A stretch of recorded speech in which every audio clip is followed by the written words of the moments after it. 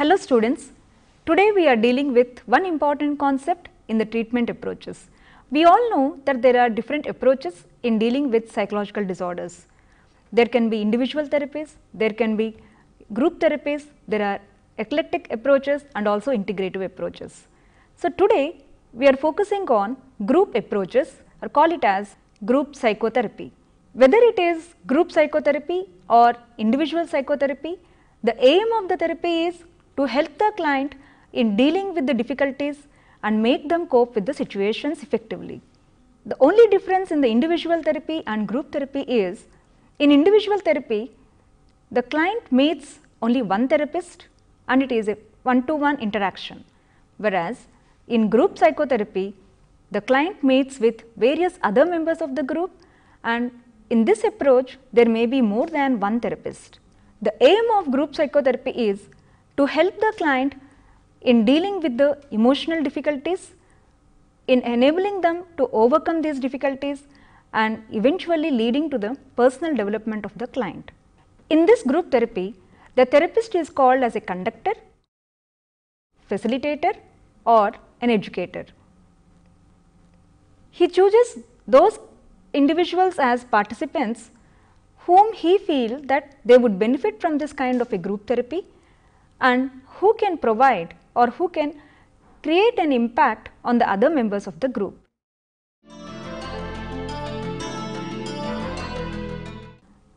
Once we have understood what is the concept of group psychotherapy, the effectiveness of any group therapy depends upon the way it is functioning.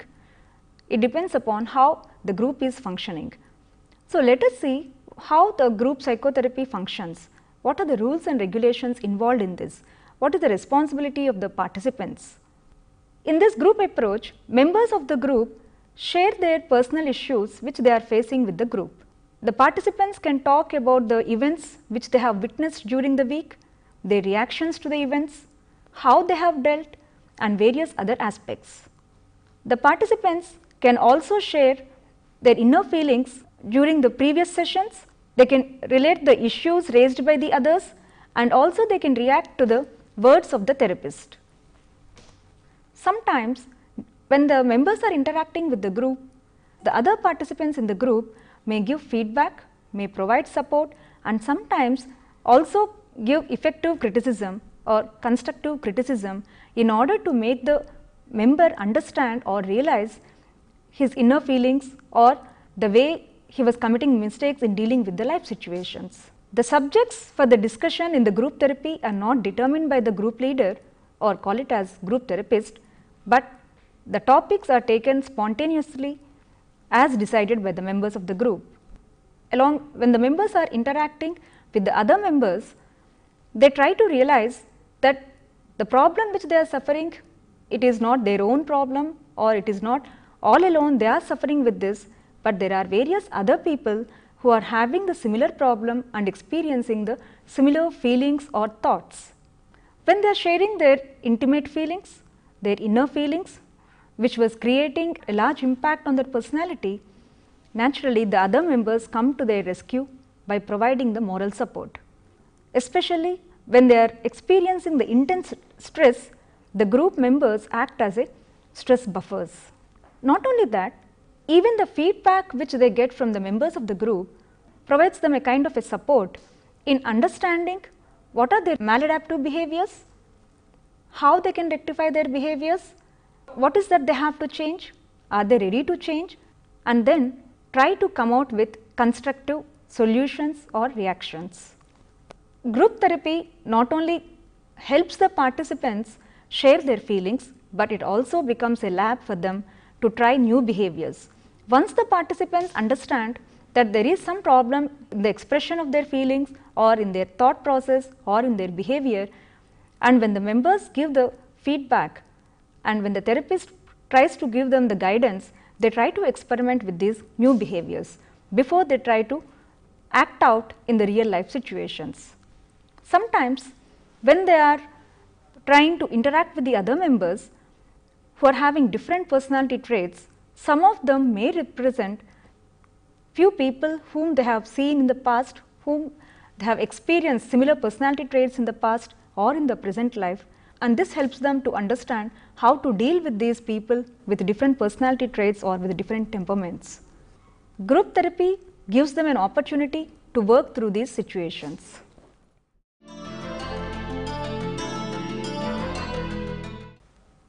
How effectively the group functions depends upon the participant's role.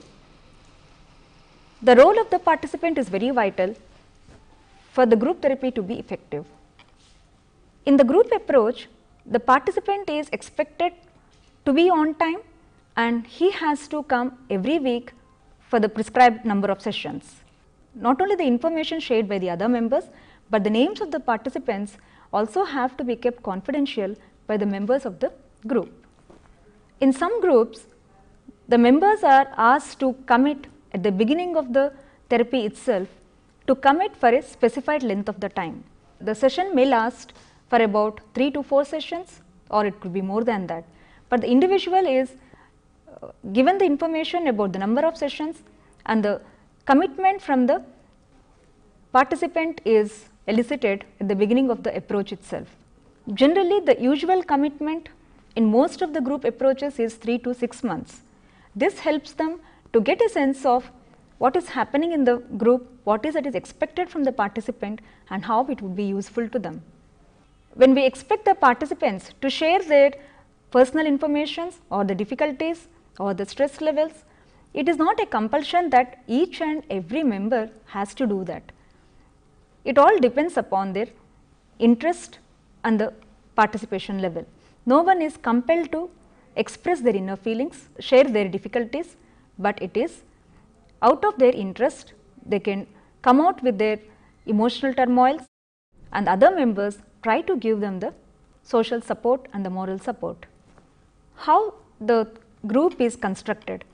When we are saying like group therapy and when we are interacting with more number of clients or say participants, naturally the construction of the group therapy varies from one group to the other. Therapy groups may be homogeneous or heterogeneous. Homogeneous group may have the members with similar diagnostic background. For example, people who are suffering from depression, all of them may form a group or may register for the group therapy in overcoming the depression. The members who are suffering from the depression levels wants to deal with this, wants to combat with the depression, and so they form a group as a treatment approach. On the other hand, heterogeneous groups may have participants with different backgrounds. They may suffer with different psychological problems. They need not have the same common problem. However, whether it is homogeneous or heterogeneous, the number of clients generally confined to 5 to 12 members.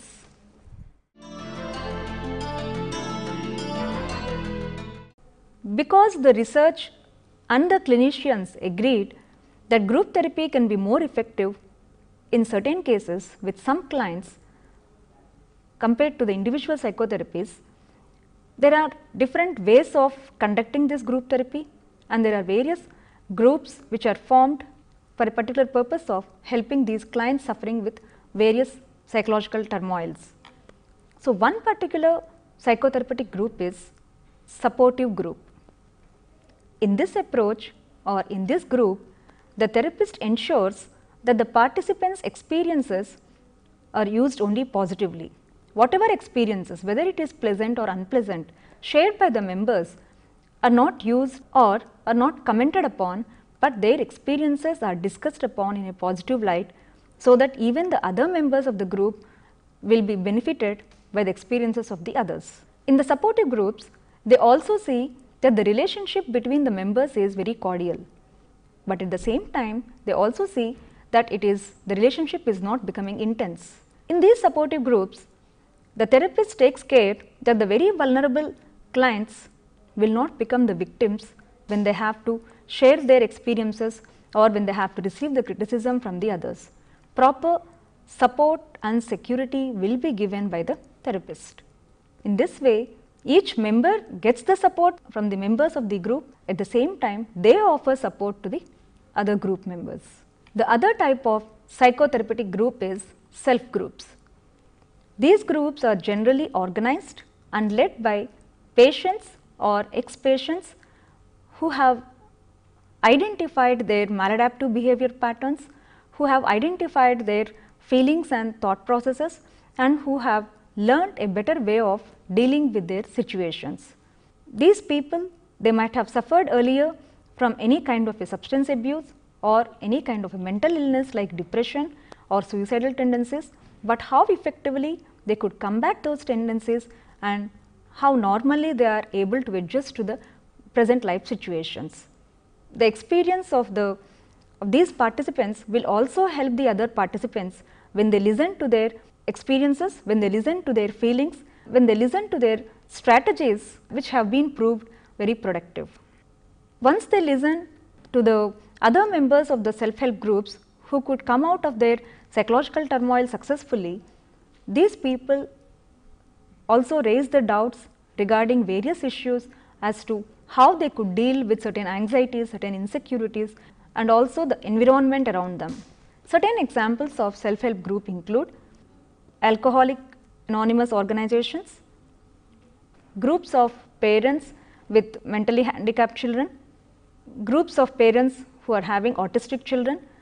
So, there are various other self-help groups depending upon the nature of the problem that is experienced. The other therapeutic group approach is medication groups. Medication groups have been used for the treatment of recurrent depression and bipolar disorders. In these groups, the emphasis is on compliance with prescribed medication. Generally, most of the participants who have to take the medication for their illnesses, they deny to take the medication. They are not ready to comply with the prescribed medication. So, when they are made a part of this group, they are able to understand the need of it and they try to follow the instructions given by the doctors or the nurses in a more effective way compared to earlier way of dealing with the situation. The goals of medication groups include increasing the patient's knowledge about their illness, increasing compliance to the medication, educating them about their illness, decreasing their isolation, and helping them to deal with the health and mental illnesses more effectively. They try to accept the environment in a more non-judgmental way. The next therapeutic group is interpersonal group therapy. This approach was developed from the research work done by Allum. In this particular group, the treatment focuses more on dealing with the interpersonal relationships. When people come for various psychological issues, in most of the issues it is found interpersonal relationships is hampered a lot, and this may be the cause in certain cases or this may be the result in some other cases. So, the emphasis is on improving the interpersonal relationships. In this group, the past of the client is discussed only to understand what were the earlier experiences of the client, how he handled it, what was the result of his particular strategy, where the problem was. Once we understand this, then in this particular group, they try to make them understand the need to learn the new ways of dealing with the relationships. They try to make them understand the importance of learning interpersonal skills. So, this importance on interpersonal skills or interpersonal relationships is the thrust of this particular group.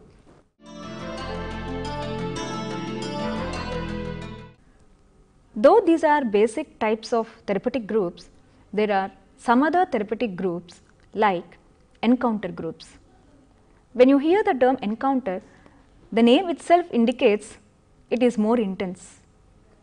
So, very few people are really interested or can handle the interactions in the encounter group. Every member cannot be very successful in participating in the encounter groups or may not be feeling comfortable in participating in the encounter groups. The reason is, in these encounter groups, the interactions are more intense and they are very rapid, with the hope that there would be immediate change because of these kind of intense interactions. The encounter can be entirely verbal and it is more in a challenging form, or sometimes it can be physical like hugging, touching, which is encouraged among the participants. Sometimes the experience is further prolonged by continuing the therapeutic process for about a week or for more than a day. But the problem is, this particular way of dealing with the participants is not suitable for everyone. We have to identify who can be comfortable participating in the encounter groups. This particular encounter group is especially not suitable for the people possessing the emotional problems. The next therapeutic approach is psychodrama. In psychodrama, the group enacts certain events from one person's life. That is, whoever is willing to share some of the experiences, and if he is giving the consent to enact those events, the group members take up the roles from those particular events and they try to enact. Most of these scenes will be related to the family issues or other interpersonal issues related to the workplace or with the friends and colleagues. When they are enacting these roles, these feelings represent the emotional state of the person, and they try to find out how he was handling the situation, how he was reacting to the situation, and the other members give their feedback whether there is any other way of dealing with the situation rather than using the same approach as shown by the experienced member. Sometimes in psychodrama, we can also take up certain other events which are not related to any one particular member's experiences. They can take up any common issue which everyone experiences in some form or the other in their life, and they can enact that. For example, authority. If you take the authority, how to deal with a boss or how to deal with a superior, this might be a common problem to most of the members of the group. So, they can enact certain situations related to this authority as to how they can handle the relationship with the boss or with the superior person. This method is called sociodrama, because we are taking up the events from the social life which are common to the people. The other therapeutic approach is inpatient group psychotherapy. This inpatient group psychotherapy, as the name indicates, is formed in the hospitals with the inpatients. When psychological treatment is given to the inpatients who are hospitalized, apart from the medication, they also feel that there is need to make them come as a group and then try to learn certain skills in accepting the real life situations and also making them deal with the present situations more effectively. The goal of such inpatient group therapies are to create awareness about their illnesses, to make them understand about the intensity of the illness that they are experiencing.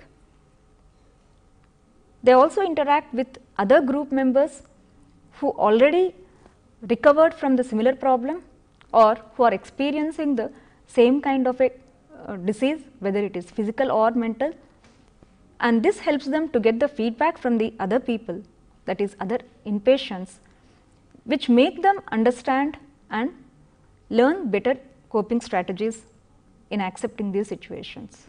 This helps them to overcome the isolation and also try to lift their well-being.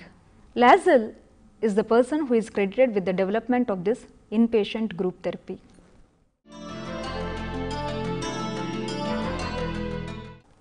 Though the group psychotherapy is very effective and all the members are very cooperative in making the group therapy success, there may be certain dropouts from the group therapy. As we discussed, in some of the groups, most of the participants may not feel comfortable, like in encounter groups or in psychodrama. If we leave those groups aside, even participating in the other normal therapeutic groups, some people hesitate. Even if they try to continue, they try to focus on a particular time where they can just see the situation as an excuse and then they try to drop out. So, sometimes the dropout rate from the group therapy is also high. Individuals who are emotionally fragile, who are unable to tolerate aggressive and harsh comments from the other members of the group, are very vulnerable in continuing in this group. So, they are the people who are at risk of dropout. Similarly, those people who have a trouble in communication are also ready to drop out any moment once they realize that they cannot face the group or they cannot share their feelings, or when they feel like their inner feelings are touched upon. So, the group therapist and the other members have to identify their feelings, reduce their feelings of stress and tension which they are experiencing, and make them feel that they are the part of the group, so that the feelings of isolation will be removed from these people who are very vulnerable. Another important factor is the moment they drop out from these group therapies, these persons feel, or these members feel, that they are once again a failure. So, in order to make them come out of that feeling, we have to identify in the process itself whether they are able to continue in the group process, whether they are having any difficulty, and once we identify that, immediately we need to give some kind of a moral strength and moral support. The group can be injured by the premature dropout of its members. So, it is the responsibility of the group therapist to see that the group process is functioning in an effective way, group processes are taking place in an effective way, and also that the members are trying to follow their rules and regulations as per the instructions given at the beginning of the therapy itself. Termination. Any therapy will be terminated after a limited number of sessions, and group therapy is also not an exception.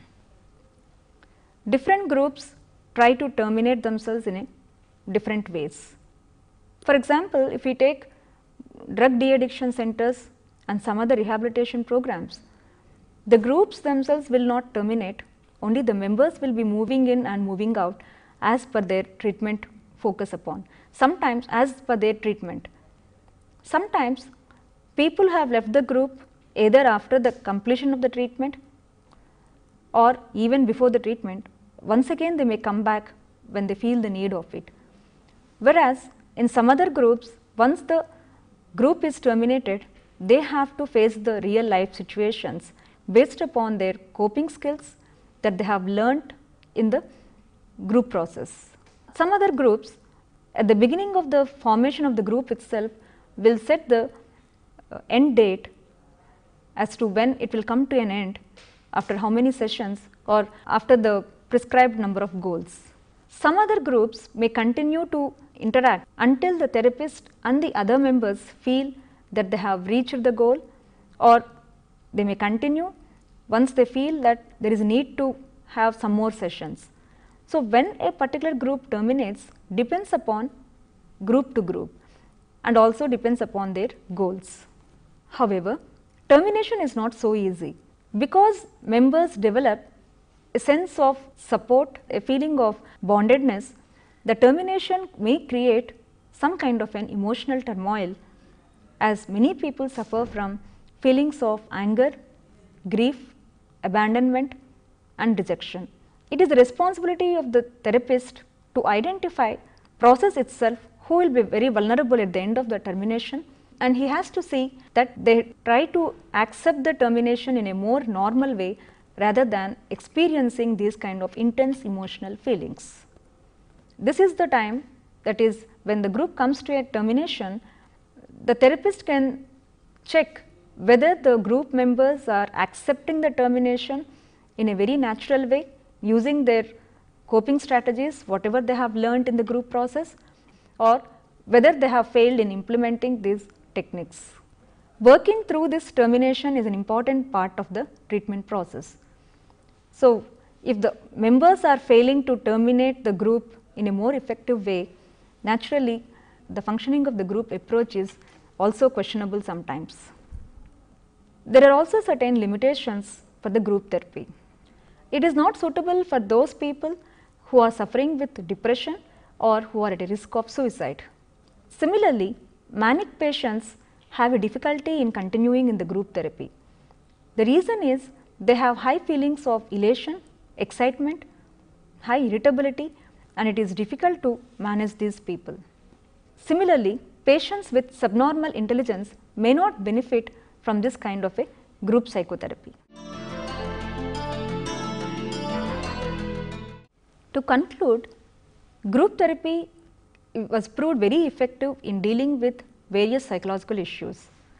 Compared to the individual psychotherapy, it was found that clients will benefit more from the group therapy as they see similar people experiencing similar problems like them.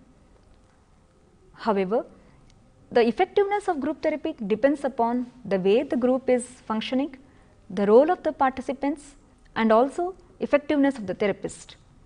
Each participant has to follow certain norms and regulations. Whatever information has been given to them at the onset of the group, they have to follow that. Only then the group can function in an effective way. There are different therapeutic groups like supportive groups, psychodrama, inpatient groups, medication groups, and encounter groups. Each group has its own goal.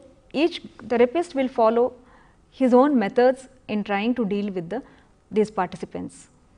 However, the dropout rate will be high in spite of the precautions taken by the group therapist. So, we have to identify which members of the group or which participants are more vulnerable for this dropout, and if we can set the conditions or if we can try to manage these people in the middle of the process itself, we can minimize the dropout rates. Termination of the group is also equally important, because termination cannot be taken as a normal process by some of the members of the group. They have to be prepared for the termination, or even if they have failed to take it in normal way, we have to see whether they are using any kind of the learning skills, any kind of the coping skills which they have learnt in the group process, whether they are implementing them. So, termination is a very important process, and the group therapist tries to support the people in terminating the group in a very effective way.